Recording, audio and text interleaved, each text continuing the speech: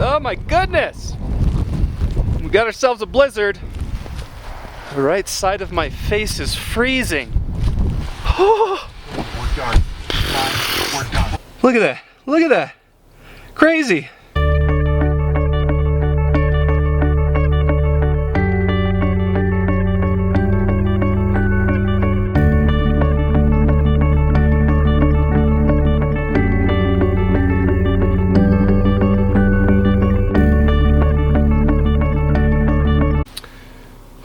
Man, you know, it'd be cool to get some shots of this snow while I'm driving, but I don't think that's such a safe idea. Well, it's never a safe idea to film while I'm driving, but especially today.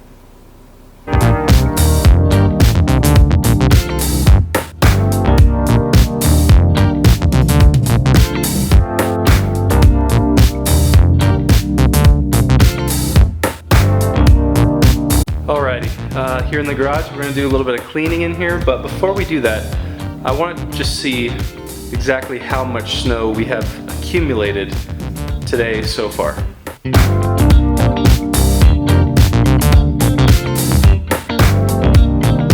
Right in front of the garage door, it's only like 2-3 inches, but there are some spots out there that I can guarantee you are way more than that.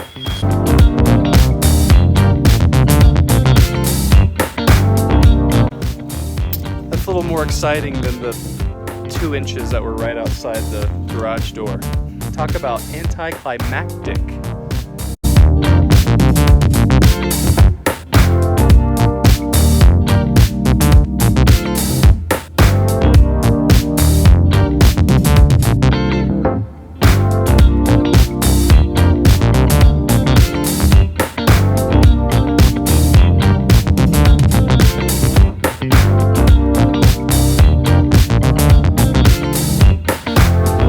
Alrighty, day 77 in the vlog, and we're looking at Deuteronomy 28 through 31. Chapter 28, the first 14 verses of the chapter are basically what will happen if Israel obey God and they follow God, that they'll have all these blessings, their land will be fruitful, they'll overcome their enemies. Like, it's the way you want to go. Then the last 54 verses of the chapter are all about what will happen if they disobey God. And there's a lot. Then chapter 29, God is renewing his covenant with his people, and he's reminding them of a lot of the awesome things that he's done for them over the past 40 years of them wandering in the wilderness. Chapter 29 is really a condensed version of chapter 28, warning them that if they're going to go follow other gods, that cursing will come upon them. But if they follow the Lord and they obey his commands and statutes, they'll be blessed. Chapter 30 is kind of the pinnacle moment in the book of Deuteronomy. After multiple encouragements of God telling his people to follow him, and the warnings that come if they choose not to, now is the time when they will choose either life or death, good or evil. And he tells them to choose life. And I think that's so interesting, the wording there. But we'll come back to that after we finish up the rest of the chapters. In chapter 31, we begin to see Moses start giving the reins of leadership to Joshua.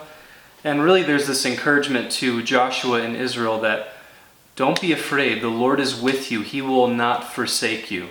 Then the instruction of reading this entire law that Moses has composed by the command of God, to read it during in the sabbatical year when they're participating in the Feast of Booths. And it's to remind the people of God's statutes, his commands, because they so quickly would forget. And God even predicts that towards the end of this chapter, and he says that they will forsake me, they will go after other gods, and how he talks about how he will gather them back together one day as a nation. And even though the people would fall away, God is still good to them, and God has been good to them. And it really is a question of how in the world, like why would Israel fall away when they've seen all these incredible things from the Lord? You know, the two big things from these 4 chapters in Deuteronomy, like I said, going back to chapter 30, it's kind of the pinnacle of Deuteronomy where God is finally presenting Israel with the choice. You're either going to choose to follow me or you're not going to choose to follow me. And when you initially look at the things that God has set up for his people, the law, it's really easy to feel overwhelmed. And sometimes we're like that even in our own modern Christianity. When we read the Bible and we see the standards that God has set and the things that we are to walk in, it does seem like that's a lot to take in. Like, I can't do that. And we can't, and that's the beauty of the gospel. But I think the wording here is really key. Even though God is calling them to a higher standard, that he has these things set aside for them that he wants them to do, and it's harder. There's sacrifice that's involved.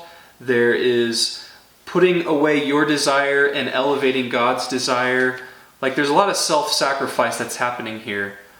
But in so doing, it brings life. Like when we say, God, I want to follow you, we're choosing life. It's not like we're choosing this, I have the next, 60 years, 50 years of my life is just going to be like the worst because I can't do anything fun. No, there is life in following Jesus. And that's the idea here.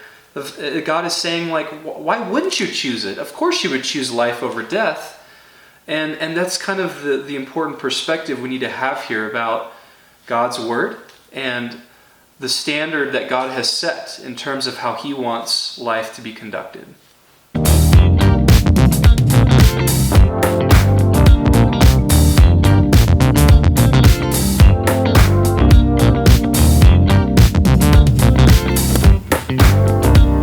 Sorry about that, camera. I'll get you out of the garage so you don't break.